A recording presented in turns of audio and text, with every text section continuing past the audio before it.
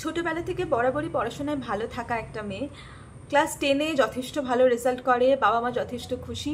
Class 12-এও যথেষ্ট ভালো result করে। ক্লাস 10-এ তার পার্সেন্টেজ ছিল 640 700-র মধ্যে, আর ক্লাস 12-এ ছিল 445 500-র মধ্যে।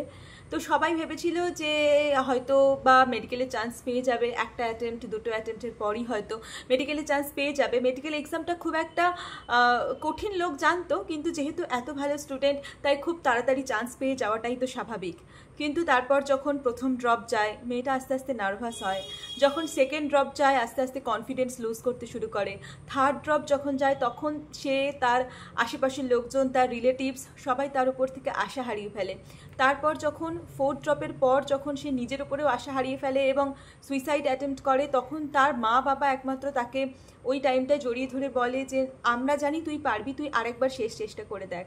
এবং তারপর সে আরেকবার শেষ চেষ্টা করে এবং 2022-এ ফিফথ অ্যাটেম্প্ট এবং 4 নম্বর ড্রপের পর 4বার ড্রপ দেওয়ার পর ফিফথ অ্যাটেম্প্টে ফাইনালি সে মেডিকেল কলেজ পায়। এইটা না তোমাদের কাছে কি আমি জানি না, বাট আমার কাছে আমার নিজের স্টোরিটা আমার জন্য অনেক বেশি ইন্সপায়ারিং। তো এইটার গল্প আজকে একটু ইলেবোরেটলি তোমাদের সাথে শেয়ার করব। অনেকেই আছো যারা সবে মাত্র এক্সাম দিয়েছো এবং অনেক চিন্তা যে অনেকে 4 নম্বর ড্রপ 3 নম্বর ড্রপের পরেও অনেকে চান্স পাচ্ছ না। তো তোমাদেরকে আমি এটাই শেয়ার করব যে আমি কি করে এতগুলো ড্রপের পরেও নিজেকে ঠিক রেখেছিলাম এবং কি করে এই জায়গাটা আমি অ্যাচিভ করতে পারলাম। কি কি জিনিস তুমি তোমার নিজের মধ্যে চেঞ্জ করলে তুমিও এই জায়গাটা অ্যাচিভ করতে পারবে, নাকি তোমার এখনই প্রিপারেশন ছেড়ে দিয়ে সব কিছু ছেড়ে দেওয়া উচিত। So, hello everyone, I am Devlina, a third professional MBBS student from Malda Medical College and Hospital. Without any further delay, চলো ভিডিওটা স্টার্ট করি। বাট ভিডিওটা স্টার্ট করার আগে তোমাদের সাথে কিছু কথা শেয়ার করার আছে, সেটা একটু দেখে নাও। ফিজিক্সওয়ালার কথা তো তোমরা সবাই শুনেছো এবং জানো, বাট এই যে 15th অগস্ট ইন্ডিপেন্ডেন্স ডে উপলক্ষে ফিজিক্সওয়ালা তোমাদের সবার জন্য নিয়ে এসে প্রচুর প্রচুর অফার, প্রচুর ডিসকাউন্ট। তো অ্যাকচুয়ালি ফিজিক্সওয়ালা সেলিব্রেট করছে hashtag 15th August with PW। তো এখানে তোমরা পেয়ে যাচ্ছ যেমন অফার তেমন ডিসকাউন্ট, তেমন নতুন নতুন কিছু ব্যাচ। তো কোন কোন ব্যাচ লঞ্চ হলো আর তাতে কি কি ডিসকাউন্ট থাকলো চলো সেগুলো একটু দেখে নিই। একদম প্রথমেই আছে উড়ান 2026 বাংলা মাধ্যমিক 2.0 ফর ক্লাস 10th। এই ব্যাচটার অফার প্রাইস হলো 1899। এটা কিন্তু তোমরা অনেকটাই ডিসকাউন্টে পাচ্ছ। এরপর যে ব্যাচটা আছে সেটা হলো উড়ান 2026 বাংলা মাধ্যমিক ফর ক্লাস 10। এটার প্রাইস হলো 1999 ফর আ কমপ্লিট ইয়ার। এরপরে যে ব্যাচটা লঞ্চ হয়েছে সেটা হচ্ছে ক্লাস 9-এর জন্য নিভ 2025 বাংলা। এটার প্রাইস হলো 1499, সেটাও কিন্তু একটা কমপ্লিট ইয়ারের জন্যই প্রযোজ্য। এরপর যে ব্যাচটা লঞ্চ হচ্ছে সেটা হলো প্রয়াস WBJEE বাংলা 2026 ব্যাচ, যেটার অফার প্রাইস হলো 3000 ফর আ কমপ্লিট ইয়ার। এরপর যে ব্যাচটা লঞ্চ হয়েছে সেটা আমাদের সবার ফেভারিট ব্যাচ, সেটা হলো একিন নিট বাংলা 2026 ব্যাচ। এই ব্যাচটার প্রাইসও কিন্তু অনেক ডিসকাউন্টে আছে, যেটা 5000 থাকার কথা সেটার ডিসকাউন্টেড প্রাইস হলো 3799 ফর আ কমপ্লিট ইয়ার। এরপর যে ব্যাচটা লঞ্চ হয়েছে সেটা হলো Arjuna Bangla HS 2026 batch for semester 1 and semester 2। এটার কমপ্লিট ইয়ারের প্রাইস হলো 3299। নেক্সট সেমিস্টার 3 অ্যান্ড সেমিস্টার 4-এর জন্য যে ব্যাচটা লঞ্চ হয়েছে সেটা হলো লক্ষ্য বাংলা HS 2026 ব্যাচ। এই ব্যাচের একটা কমপ্লিট ইয়ারের প্রাইস হলো 3299। তোমরা যদি এই ব্যাচগুলো পারচেস করতে চাও আমি সমস্ত লিঙ্ক কিন্তু ডেসক্রিপশন বক্সে দিয়ে দিয়েছি। আর এছাড়াও যদি তোমরা আমার কুপন কোড ইউজ করো, that is medico MEDICO 150, you will get extra discount. So আমার কুপন কোডটা আমি স্ক্রিনে মেনশন করে দিয়েছি আর সেই সঙ্গে ডেসক্রিপশন বক্সেও দেওয়া আছে। So go and check it out, all the links are given in description box below. প্রথমে আমি আমার নিজের কিছু কথা বলি। আমি বরাবর ছোটবেলা থেকে যেহেতু ভালো স্টুডেন্ট ছিলাম, তো আমার নিজের মধ্যে একটা কনসেপ্ট ছিল এবং আমার বাবা মায়ের মধ্যেও এবং আমার রিলেটিভসের মধ্যেও একটা কনসেপ্ট ছিল যে এত যখন ভালো স্টুডেন্ট তখন তার মেডিকেল পেতে কোনো অসুবিধা হবে না। এবার এখানে একটা রিমাইন্ডার আমি দিয়ে দিতে চাই, একটা স্টুডেন্ট ভালো স্টুডেন্ট আর তার সাথে মেডিকেল পাওয়ার দুটোর কিন্তু কোনো সম্পর্ক নেই। এটা আমি সবাইকে বলি, তুমি যদি হার্ডওয়ার্কিং বাচ্চা হও, ভালো স্টুডেন্টের ডেফিনেশন শুধুমাত্র পরীক্ষার নাম্বার দেখে জাজ করা যায় যায় না। ভালো স্টুডেন্ট, খারাপ স্টুডেন্ট, আমিও একটা সময় ছিলাম, আমাকে সবাই বলতো আচ্ছা তুই 90% নাম্বার পাচ্ছিস, তুই 91% নাম্বার পাচ্ছিস, তাহলে তো তুই খুব ভালো স্টুডেন্ট। বাট এখানে কম্পিটিশনটা তো ভালো স্টুডেন্টের সাথে ভালো স্টুডেন্টের। এখানে মেডিকেল কলেজে যারা বসে আছে তারা সবাই কোনো না কোনো কলেজের টপার, তাহলে যখন তুমি কোনো না কোনো স্কুলের টপার, তাহলে যখন তুমি তাদের সাথে কম্পিটিশন করছো তখন তুমি ভালো স্টুডেন্ট সেটার তো আর কোনো জায়গা থাকছে না। আর একটা কথা, একজন স্কুলে ফার্স্ট হতো বা একজন স্কুলে সেকেন্ড হতো বলে সেই যে এসে নিটে চান্স পাবে, বাকি যে স্কুলে 10th হতো 11th হতো সে চান্স পাবে না, এটার কিন্তু কোনো মানে নেই। সবার আগে তোমরা যারা এই মতিভ্রমটা আছো যে আমি অনেক ভালো স্টুডেন্ট তাই আমি একবারে চান্স পেয়ে যাব, বা আমি অনেক বাজে স্টুডেন্ট, খারাপ স্টুডেন্ট, আমি হয়তো চান্স পেতে দেরি হবে, সবার আগে বলবো এই মতিভ্রমটা থেকে বেরো। আমি যদি চান্স পেতে পারি, আমি নিজে অনেক ভালো স্টুডেন্ট হওয়ার পরেও আমি ড্রপ দিতে নিজেকে একটা অ্যাভারেজ এবং বিলো অ্যাভারেজ স্টুডেন্ট বানিয়ে ফেলেছিলাম। কারণ আমি যখন প্রথমবার ড্রপ মানে আমি প্রথম অ্যাটেম্প্ট দিইনি, মানে যখন আমি 2017-এ এইচএস দিই সেই সঙ্গে যে অ্যাটেম্পটা হয় সেটা আমি দিইনি।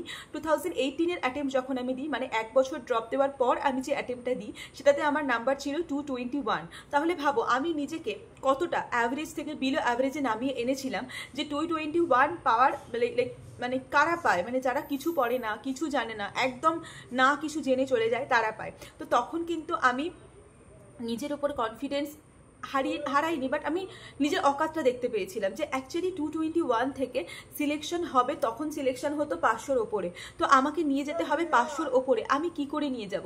আমার মনের মধ্যে সবসময় এই জিনিসটা কাজ করতো, ঠিক আছে? তাই তোমরা এখন যারা ভাবছো যে আমি অনেক খারাপ, তারা তুমি নিজের অরিজিনাল স্কোরটা আমাকে লেখো কমেন্ট সেকশনে, যে তুমি এবছর কত পেয়েছো। এবছরের কোশ্চেন অনেক টাফ এসছে, আমি মানছি, তবুও তুমি কত পেয়েছো সেটা আমি জানতে চাই।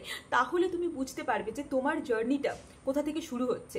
আর একটা জিনিস, এই গোটা 5 বছরের জার্নিতে আমি একটা জিনিস খুব বেশি করে শিখেছিলাম, যে নিজের উপর অনেস্ট থাকাটা খুব দরকার। আমি প্রথম বছর পড়িনি, আমি প্রথম বছর পড়াশোনা করিনি, আমি সেকেন্ড বছর পড়িনি, আমি ঘুরে বেরিয়েছি, হোয়াটসঅ্যাপে চ্যাটিং করেছি, এটা করেছি ওটা করেছি, টাইম ওয়েস্ট করেছি, ইউটিউবের ভিডিও দেখেছি, তখন খুব ইচ্ছা হয়েছিল মডেল হব, ফ্যাশন করব, এইসব ইচ্ছা হয়েছিল। সারাদিন সকাল থেকে সন্ধে অবধি ইন্টারভিউ দেখে যেতাম, ঐশ্বর্য রায়ের এইসব দেখে যেতাম, ঠিক আছে? তো এই যে জিনিসটা, এটা কিন্তু আমি নিজে জানতাম যে আমি এগুলো করেছি, তাই আমি নিজে চান্স পাইনি। তুমি নিজে অনেস্টলি আমাকে কমেন্ট সেকশনে লেখো যে দিদি আমি এটা করেছি তাই আমি চান্স পাইনি। তুমি যখন নিজের কাছে নিজে স্বীকার করবে তখন তোমার পরবর্তী রাস্তাটা অনেক ইজি হবে। তারপর 20 সাল থেকে আমার লাইফে তুমি ভাবতে পারো যে দিদি তোমার লাইফে কি এমন পরিবর্তন এলো যে তুমি হঠাৎ করে মানে আবার পড়াশোনার মধ্যে বা মন বসাতে পারলে, বা যেটা আমরা পারছি না কেন। ওরকম করে কোনো চেঞ্জ নয়। আমার কাছে দুটো জিনিস খুব খারাপ লাগতো, একটা হচ্ছে আমার বাবা মায়ের মানে চোখ মুখের অবস্থা আমার খুব খারাপ লাগতো, আর আমার দাদু এখন অনেক অসুস্থ, উনি অ্যালজাইমারের পেশেন্ট, কিন্তু উনি লাস্ট বার আমাকে বলেছিল 2020 সালে যখন আমি নিট দিই, তারপরে যখন আমি চান্স পাই না, তখন আমার বাড়িতে সবাই বলেছিল যে তোকে আর ড্রপ দিতে হবে না, তুই নার্সিংয়ে চান্স পাচ্ছিস SSKM-এ, তো তুই চলে যা।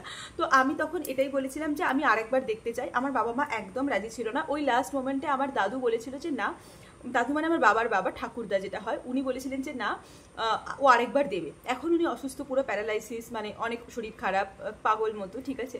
তো তখন উনি এরকম বলেছিলেন। তো সেইটা আমার কাছে একটা সুযোগের কাজ করেছিল। যদিও 20 সালে নিট দেওয়ার পরে 21 সালেও কিন্তু আমি চান্স পাইনি, যে জন্য আমার মনটা আরও ভেঙে গিয়েছিল। কারণ 20 সালের ওই সময়, 20 সাল থেকে 21 সাল, ওই সময়টা এপ্রিল মাসে আমার দাদু প্রচণ্ড অসুস্থ হয়ে যায়, এবং অসুস্থ হওয়ার পর আমার দাদু একদম বিছানা শয্যা হয়ে যায়। তখন আমাকে সাপোর্ট করার মতো লোক ছিল না, বাট ফর্চুনেটলি 21 সালে আমার মা আমাকে সাপোর্ট করে এবং আমাকে বলে যে আমি আছি, তুই দে, পরীক্ষা দে আরেকবার, আমি জানি তুই আরেকবার দিলেই পাবি। তো একটা এক্সামে যখন আমরা চান্স পাই না, সেটা কিন্তু শুধুমাত্র আমাদের সাফারিং হয়ে দাঁড়ায় না, আমাদের বাবা মা, বাড়ির ফ্যামিলি মেম্বার, ভাই বোন, সবার সাফারিং হয়ে দাঁড়ায়। তো আমরা যদি নিজেকে ওই কমিটমেন্টটা না দিতে পারি, তাহলে কিন্তু কোনোদিনই আমরা আমাদের ড্রিম জায়গাটা অ্যাচিভ করতে পারবো না। আমি নিজেকে নিজে কমিট করেছিলাম যে আমাকে পেতেই হবে, আমি পাওয়ার যোগ্য, আমি ফাঁকি মারি, যাই করি, যা করেছি আগে করেছি, এখন তো আমি আর কিছু করছি না, তাহলে আমি এখন কেন চান্স পাবো না? আর দেখো, মেডিকেলের জন্য পড়াশোনা করা, MBBS এর জন্য পড়াশোনা করা এতটাও কিন্তু টাফ নয়। তোমাকে জাস্ট ফোকাসড হয়ে পড়তে হবে। তুমি যদি সারা জীবন 20%ও নাম্বার পেয়ে থাকো, 30%ও নাম্বার পেয়ে থাকো, তারপরেও তুমি মেডিকেল ক্র্যাক করতে পারো, আমি তোমাদের সবাইকে একটা কথা বলবো, যদি আমি পেরে থাকি তাহলে তুমিও পারবে। কারণ জিনিসটা এরকম যে কোনো হাতি ঘোড়া তো কিছু ব্যাপার নয়, তোমাকে পড়তে হবে, তোমাকে ফিজিক্স কেমিস্ট্রি বায়োলজি 3টে সাবজেক্ট তোমাকে পড়তে হবে। তোমার কাছে ফিজিক্স বলার মতো মানে লো প্রাইসের রিসোর্স আছে। আমি যখন প্রিপারেশন শুরু করি 2017-18, বিশ্বাস করো তখন একটা রিসোর্স পাওয়া যেত 1 লাখ 1.5 লাখ 2 লাখে, তার কমে কোনো রিসোর্সই ছিল না। তারপরে তো যখন ফিজিক্স ওয়ালা স্যার এলেন তখন তো আমাদের আরও রিসোর্সের সুবিধা হলো। এখন তোমার কাছে রিসোর্স আছে, তুমি ড্রপ দাও, তোমার বাড়িতে 3-4 হাজার টাকা খরচ করে বা 5 হাজার টাকা খরচ করে একটা রিসোর্স তোমাকে জোগাড় করে দিতেই পারবে, ঠিক আছে। 2 নাম্বার 3 নাম্বার যেটা, সেটা হচ্ছে তুমি বাড়িতে বসো, টাইম দাও। এখন তো মক টেস্টও অনেক ইজি হয়ে গেছে, বাড়িতে বসেও তুমি দিতে পারো, তোমাকে 10-12 হাজার টাকা খরচ করে বাইরে গিয়ে মক টেস্ট দেওয়ারও কোনো দরকার নেই। জাস্ট তুমি তোমার পড়াশোনা আর তোমার মানে ডেডিকেশনস আর তোমার হার্ডওয়ার্ক, এই কটা জিনিসই কিন্তু তোমাকে ওই জায়গাটায় পৌঁছে দেবে। এতদিন হয়ে গেছে, কাউন্সিলিং শুরু হয়ে গেছে, নতুন বাচ্চারা আর কিছুদিনের মধ্যেই কলেজে ঢুকবে, এখনও যদি তুমি সিরিয়াস না হও তাহলে কবে হবে? আমি মানছি আমার নিজের সিরিয়াস হতে অনেক টাইম লেগেছিল, সেই জন্যই তো আমি এই ইউটিউব চ্যানেল খুলেছি এবং সেই জন্য আমি সবাইকে বলতে থাকি যে প্লিজ তোমরা সিরিয়াস হও, প্লিজ তোমরা অনেক তাড়াতাড়ি সিরিয়াস হও। কারণ আমার মতো আমি চাইবো না যে তোমরাও 5টা বছর ওয়েস্ট করে তারপর এই জায়গাতে আসো, ঠিক আছে। এবার তোমরা অনেকেই আমাকে এই কোশ্চেনটা করেছো, দিদি তুমি 5 বছর ধরে নিজের এই যে হ্যাপিনেস কি করে রাখলে? আমরা তো 2 বছর 3 বছর পরেই ফ্রাস্ট্রেটেড হয়ে যাই। এটা খুব ফ্যাক্ট যে আমিও খুব ফ্রাস্ট্রেটেড হয়েছি, আমিও কান্না করেছি। এরকমও হতো আমি বালিশে মুখ গুজে কাঁদতাম, বাবা মাকে বুঝতে দিতাম না, লুকিয়ে লুকিয়ে কাঁদতাম। এরকম হতো যে কোনো সোশ্যাল, কোনো বিয়ে বাড়ি বা কোনো অনুষ্ঠান বাড়ি বা কোনো আত্মীয় স্বজনের বাড়ি কোনো যেতাম না, বাড়িতে কেউ এলে বেরোতাম না, নিজের ঘরের মধ্যে নিজেকে পুরো বন্দি করে নিয়েছিলাম। কোনো শখ সাথ ছিল না, প্রচুর ওজন বেড়ে গিয়েছিল, হেয়ার ফল হতো, প্রচুর কিছু সাফার করেছি। এইটা তুমি যে সাফার করছো না, এই সাফারটা আমিও করেছি। ওই সাফারটা না করলে কেউ এই জায়গায় আসতে পারে না, ঠিক আছে। আর তখনও একটা জিনিসই আমাকে হ্যাপিনেস দিত, আমি না প্রচুর ইউটিউবারদের ব্লগ দেখতাম, আমি প্রচুর দিদি দাদাদের ব্লগ দেখতাম যে মেডিকেল কলেজের লাইফটা অ্যাকচুয়ালি কেমন হয়, অ্যাকচুয়ালি আমার লাইফটা কেমন হবে। আমি না ওই বলে না জেগে জেগে স্বপ্ন দেখা, ওটা খুব দেখতাম, ঠিক আছে। যে আমি চাইতাম যে ওগুলো আমার কাছে মোটিভেশনের কাজ করতো, যে আচ্ছা তাহলে আমি যখন মেডিকেল কলেজে যাবো আমার লাইফটা এই দাদার মতো হবে, বা আমার লাইফটা ওই দিদির মতো হবে, বা আমার লাইফটা ওর মতো হবে। আমি যেটা চাইছি, ঠিক আছে। আমার যেমন, আমি তোমাদের একটা কথা শেয়ার করছি, আমি খুব জামা কাপড় মানে লাইক সুন্দর সুন্দর জামা কাপড় পরতে খুব ভালোবাসি, মানে ওয়েস্টার্ন খুব সুন্দর জামা কাপড় পরতে ভালোবাসি।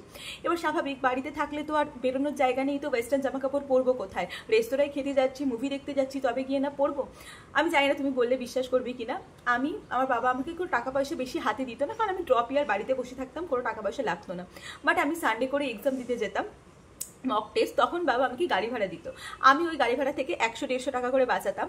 তারপরে আমি ওই 2-3 মাস জমিয়ে একটা জামা কিনতাম, এবং সেই জামাগুলো এরকম না যে আমি আমার রেগুলার বেসিসে পরবো বলে, এরকম না, খুব স্টাইলিশ কিছু জামা কিনতাম, খুব স্টাইলিশ। সেই স্টাইলিশ জামা কেন কিনতাম? আমি নিজের মাইন্ডকে এটা বলতাম এটা আমি মেডিকেল কলেজে গিয়ে পরবো। অ্যান্ড অনেস্টলি বলছি, আমার এরকম অনেক জামা আছে যে জামাগুলো আমি আগে কিনেছি অ্যান্ড ফাইনালি আমি মেডিকেল কলেজে এসে পড়েছি। আমি রিসেন্ট একটা ছবি তোমাদের এখানে আমি দিয়ে দিচ্ছি, এই জামাটা আমি বহু বছর আগে কিনেছি লিটারেলি, এবং এটা আমি লাইক মেডিকেল কলেজে আসার পর পড়েছি। তো আমার কাছে এটা একটা হ্যাপিনেস যে আমি আমার স্বপ্নের জন্য কিছু কিছু জিনিস তখন থেকেই স্টোর করতে শুরু করেছি। আমি হেয়ার স্টাইল দেখতাম, আমি মেডিকেল কলেজে গেলে এরকম হেয়ার স্টাইল করবো, আমি মেডিকেল কলেজে গেলে এই ব্যাগটা নিয়ে যাবো, আমি মেডিকেল কলেজে গেলে এই ড্রেসটা পরে যাবো, আমি মেডিকেল কলেজে গেলে এরকম করে চুল বেঁধে যাবো। তো এই জিনিসগুলো আমাকে ছোটো ছোটো হ্যাপিনেস দিত। আমি না কখনো আমার স্বপ্ন থেকে বেরিয়ে যাইনি, মানে আমি যে পড়ছি, আমি কিসের জন্য পড়ছি? আমি মেডিকেল কলেজে একটা খুব সুন্দর লাইফ চাই, আমি তাই পড়ছি। এটা আমার কাছে একটা মানে জিনিসটা যে আমি 5 বছর, দেখো এটা কখনো হতে পারে না যে মানে আমার ড্রিমটা না, আমাকে কখনো এরকম হতে পারে না যে আমি এখনও পড়ছি আবার মেডিকেল কলেজে গিয়েও আমি পড়বো, এটা কখনো কোনো মোটিভেশন হতে পারে না। স্পেশালি যাদের 3-4 বার ড্রপ হয়ে গেছে, আমি তো আরও বেশি পড়তাম, কারণ আমি এই লুফোল থেকে বেরোতে চাই। আমি এই যে একই রকম, আমি বিশ্বাস করো আমার এরকম গেছে, আমি 2 বছর কোনো পুজোর কোনো নতুন জামা নিইনি, কারণ আমি বেরোচ্ছি না, আমি কেন নতুন জামা নেব, ঠিক আছে। তো এরকম তো লাইক নিজেকে কোনো জায়গায় স্যাক্রিফাইস করতে হয়, তারপর নিজের ড্রিম জায়গার জন্য খাটতে হয়, ঠিক আছে। আমি 1 বছর বাবাকে বলেছিলাম যে আমার কোনো জামা লাগবে না, তুমি আমাকে মক টেস্ট কিনে দাও ওই টাকায়, তুমি আমাকে বই কিনে দাও ওই টাকায়, এরকম। তো তুমি যদি নিজের জায়গাটা না ছাড়ো, নিজের কিছুর জন্য যদি স্যাক্রিফাইস না করো, তাহলে কোনোদিনও ওটার জন্য হ্যাপিনেস পাবে না। আর নিজের স্বপ্নকে আস্তে আস্তে বাঁচতে হয়, মানে স্বপ্নের মধ্যে বাঁচতে হয়, ভাবতে হয় যে আমি মেডিকেল কলেজে গিয়ে এটা করবো, ওটা করবো, সেটা করবো, এইগুলোই তো তোমার হ্যাপিনেস, তাই না? তুমি একটা এক্সামের জন্য পড়ছো, তুমি যদি ভাবো আচ্ছা আমাকে মেডিকেল কলেজে গিয়ে অ্যানাটমি পড়তে হবে, বায়োকেমিস্ট্রি পড়তে হবে, এটাতে কোনো মোটিভেশন পাবে না তুমি। এটা কি মোটিভেশন? এটা কোনো মোটিভেশন হতে পারে না। হ্যাঁ, মাঝে মাঝে আমারও ইচ্ছে করতো, ইউটিউবে অনেক ভিডিও আসতো, তখন আমারও মাঝে মাঝে দেখতে ইচ্ছা করতো যে দেখি অ্যানাটমি কেমন হয়, ফিজিওলজি কেমন হয়, বাট আলটিমেটলি ওটাও তো একটা পড়াশোনার বিষয়, তো বেশি দিন ওটার উপরেও তোমার ইন্টারেস্ট থাকবে তা নয়, ঠিক আছে। আর একটা যেটা কথা বলার, এই যে পুরো প্রিপারেশন ফেজে তোমার কিন্তু যে মোটিভেশন সেটা বাইরে থেকে আমরা দেবো, আমরা আছি, আমরা হেল্প করবো, আমরা যারা এই ফেজটা পেরিয়ে এসে তারা হেল্প করবো, কিন্তু এটা থেকেও বেশি যেটা দরকার সেটা হচ্ছে সেলফ মোটিভেশন। তুমি নিজেকে কতটা মোটিভেটেড রাখছো। এরকম আরেকটা কথা আমি বলছি, এরকম কোনোদিনও হবে না যে তুমি 24/7 365 দিন মোটিভেটেড থাকবে, এটা ইম্পসিবল, এটা হতে পারে না, আমারও হতো না। যদি এরকম অনেকবার হতো মাসে দু সপ্তাহ পড়াই হচ্ছে না, এটা হতে পারে, কিন্তু সেটা যেন প্রতি মাসে না হয়, সেটা যেন রেগুলারলি না হয়। হয়তো গোটা 1 বছর আমি প্রিপারেশন নিচ্ছি, তার মধ্যে আমার 3 মাস এরকম হলো আমি 2 সপ্তাহ পড়লাম না, হতেই পারে। সেটার জন্য নিজেকে গিল্ট ফিল করানোর কোনো দরকার নেই। আর দরকার হলে নিজের বাবা মায়ের সাথে, নিজেদের বন্ধু বান্ধবের সাথে একটু ডিসকাস করো যে মেডিকেল কলেজে গেলে আমরা এটা করবো ওটা করবো, কিন্তু তার মানে এটা নয় যে তুমি টাইম ওয়েস্ট করবে। তুমি যদি 80% তোমার হার্ডওয়ার্ক দাও, 20% তোমার ইমাজিনেশন তুমি রাখতেই পারো, তাহলে তুমি সাকসেসফুল হবে, ঠিক আছে। আর দেখো, আমি নিজে না অনেক সোশ্যাল প্রেশার সহ্য করেছি, ঠিক আছে, কারণ ওই যে বললাম ভালো স্টুডেন্ট হওয়ার প্রচুর জ্বালা। ভালো স্টুডেন্ট হলে সবাই তোমার উপর প্রচুর এক্সপেকটেশনস করবে, আর তারপরে মানে তোমার না পাওয়ার দায়টা ওরা যেন কেমন একটা তোমার ভালো স্টুডেন্ট হওয়ার দায়ের উপর চাপিয়ে দেবে, ঠিক আছে। এটা খুব একটা মানে আমার তো লাইক মানে ভালো লাগতো না। আমার মনে হতো ভাই আমি কেন ছিলাম ভালো স্টুডেন্ট, আমি কেন এতকাল ভালো করে পড়াশোনা করতাম, এখন সবার আমাকে এত দুষছে, এরকম মনে হতো। But ultimately at the end of the day তোমাকে অনেক অনেক অনেক বেটার জায়গায় পৌঁছে দেবে একটা এক্সাম, ঠিক আছে। হ্যাঁ, একটা এক্সাম, একদমই আমি এটা বিশ্বাস করি না যে এই এক্সামটা ক্র্যাক করলেই তুমি লাইফে ভালো কিছু হবে, আদারওয়াইজ হবে না, এটা আমি কোনোদিন বিশ্বাস করি না। কারণ এরকম না, শুধু আমাদের ডাক্তারের দরকার, আমাদের ডাক্তার ছাড়াও আমাদের ভালো টিচারও দরকার, আমাদের ভালো ইঞ্জিনিয়ারও দরকার, আমাদের ভালো রিসার্চারও দরকার, ভালো প্রফেসরও দরকার, আমাদের সব কিছুই দরকার। তো এরকম না যে এই লাইনে না আসলে আর কোনো জায়গা তুমি পাবে না। ইভেন আমি এটাও বিশ্বাস করি যে আমাদের তো ভালো ইনফ্লুয়েন্সারও তো দরকার, সব কিছুরই দরকার, কোনো প্রফেশন ছোট নয়। তো একটা কোথাও হলো না মানে সেটা তুমি হেরে গেলে তা নয়, কিন্তু তোমার যদি স্বপ্ন থাকে, যেমন আমার স্বপ্ন ছিল আমাকে ডাক্তার হতে হবে, আমার স্বপ্ন ছিল যে ডাক্তার না হলেই বোধহয় আমি হেরে যাব। তো যারা এই স্বপ্নটা নিয়ে বাঁচো তাদের জন্য আমি বলবো যে তোমরা তাহলে সেই পরিমাণ হার্ডওয়ার্কটা করো। কখনো এরকম শুভ মুহূর্ত আসবে না যেখানে তুমি মানে তোমার হাতের কাছে সব কিছু চলে আসবে, সব সময় তোমার কন্ডিশন অ্যাডভার্সই থাকবে। তুমি নিজে দেখো, আমার কথাই বলছি, আমি এখন বলছি, আমার একটা বিয়ে বাড়ি ছিল, আমি বিয়ে বাড়িতে এলাম, আমি জানি বিয়ে বাড়ি থেকে এসে আমি পড়াশোনা শুরু করবো, বিয়ে বাড়ি থেকে এসে আমার 5 দিন জ্বর, লিটারেলি জ্বর। ইভেন আমি এখন যখন ভিডিওটা বানাচ্ছি আমার এখনও জ্বর, আমি জানি না চোখ মুখ দেখে তোমরা বুঝতে পারছো কিনা, এখনও আমার জ্বর, ঠিক আছে। তো আমি লিটারেলি এত কিছুর মধ্যেও ভিডিও বানাচ্ছি কারণ আমি যেটাকে ভালোবাসি, কোনো প্রতিবন্ধকতাই সেটাকে আটকাতে পারবে না। কিছু না করতে পারি একটু একটু পড়বো, কিছু না করতে পারি একটু একটু কাজ করব, এরকম তো কখনো হবে না যে তুমি সারা বছর জ্বরে আছো, সারা বছর অসুস্থ আছো। আর এরকম লোকজন আমি দেখেছি যে সারা বছর অসুস্থ থাকার পরেও লাস্ট 3 মাস 4 মাস পরেও মেডিকেলে চান্স পেয়েছে, ঠিক আছে। তো আমার মনে হয় পুরোটাই ডিপেন্ড করে তোমার হার্ডওয়ার্কের উপর, তোমার ডেডিকেশনের উপর, তোমার চাহাতের উপর, যে তুমি কতটা চাও, ঠিক আছে। আর যেটা আমার বলার, যে অনেকে তোমরা আমাকে বলো যে দিদি হ্যাপিনেস কী করে আসে, হ্যাপিনেস এখান থেকে আসে, এখান থেকে, এটাই হ্যাপিনেস, তুমি নিজে তোমার হ্যাপিনেস। আর আমি যতটুকু পারবো তোমাদের হ্যাপিনেস দেওয়ার চেষ্টা করবো, বাট মানে তাও সবসময় তো পারবো না। তো তোমার হয়তো ইনস্ট্যান্ট হ্যাপিনেসের দরকার, তুমি তো আমাকে পাবে না ইনস্ট্যান্ট। তো তোমার ইনস্ট্যান্ট হ্যাপিনেস তোমাকে নিজেকে হতে হবে। কোনো একটা সেকেন্ড পার্সন বা কোনো একটা থার্ড পার্সন যখন তোমার হ্যাপিনেস হচ্ছে, ওখানেই তুমি হেরে যাচ্ছ, ওখানেই তোমার মানে আধা হার হয়ে যাচ্ছে। নিজের হ্যাপিনেসের রিজন নিজে হতে হবে। আমি জানি ইনফ্লুয়েন্সাররা অনেক সেলফ লাভের কথা বলে, ওটা বলাটা যত মানে লাইক ইজি, করাটা তত ইজি নয়। আর এই ড্রপ ইয়ারে যেখানে সবসময় একটা 4x4 কামরায় বন্দি থাকতে হচ্ছে, সেখানে তো আরও সম্ভব নয়, ঠিক আছে। বাট চেষ্টা করতে হবে। নিজের পড়াশোনা, ইউটিউব, যখন ভালো লাগবে না ইউটিউব দেখে নাও, তোমার ড্রিম লাইফ দেখে নাও, অনেক ভিডিও আছে ইউটিউবে, ঠিক আছে। আর বাকি এই 5 বছর কিভাবে আমি নিজেকে ঠিক রেখেছিলাম সেগুলো তো অনেক পার্টে আর ছোটো ছোটো করে বলবো তোমাদের। তো আজকে এই অবধি থাক, অনেকটা বড় হয়ে গেছে ভিডিওটা। আর নেক্সট পার্ট আসবে, মানে নেক্সট আমি আরও তোমাদের সাথে অনেক কিছু শেয়ার করবো, চাই শেয়ার করতে। সো সাবস্ক্রাইব করে নিও সবাই, দেখা হচ্ছে পরের ভিডিওতে খুব তাড়াতাড়ি।